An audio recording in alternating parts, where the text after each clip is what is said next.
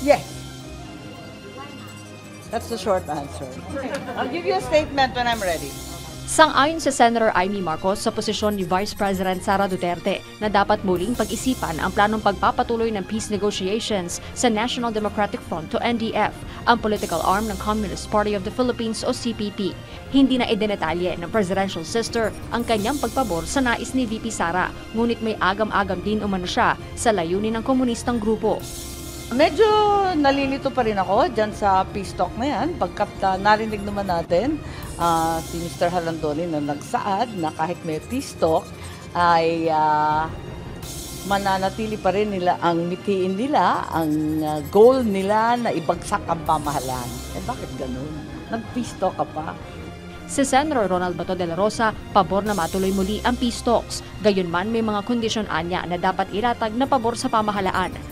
Provided no ceasefire para hindi bigyan ng tsansa yung CPP and PNDF na ngayon ay lugmok na makabangon at lumaban na naman sa ating gobyerno.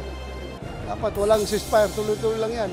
Wala rin umano sa posisyon ang CPP para humingi ng demands bago muling umupo sa negotiating table.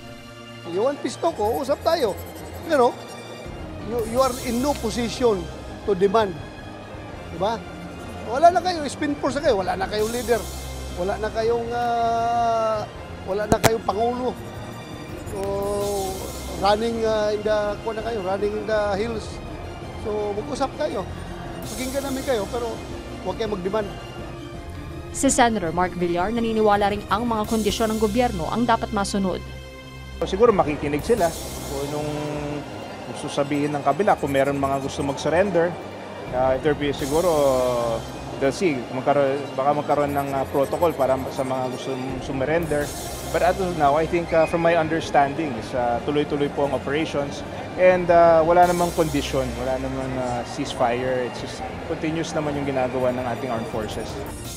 Sa ngayon, lusot na sa committee level ang ilang resolusyon na sumasang-ayon sa proklamasyon ni Pangulong Marcos Jr. na nagbibigay amnestiya sa ilang miyembro ng rebeldeng grupo habang wala pa namang nakahain dito sa Senado.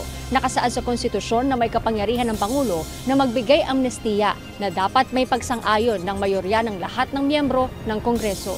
Harleen Delgado, UNTV News and Rescue. Diyos ang aming sandigan, serbisyo publiko ang aming pinahahalagahan.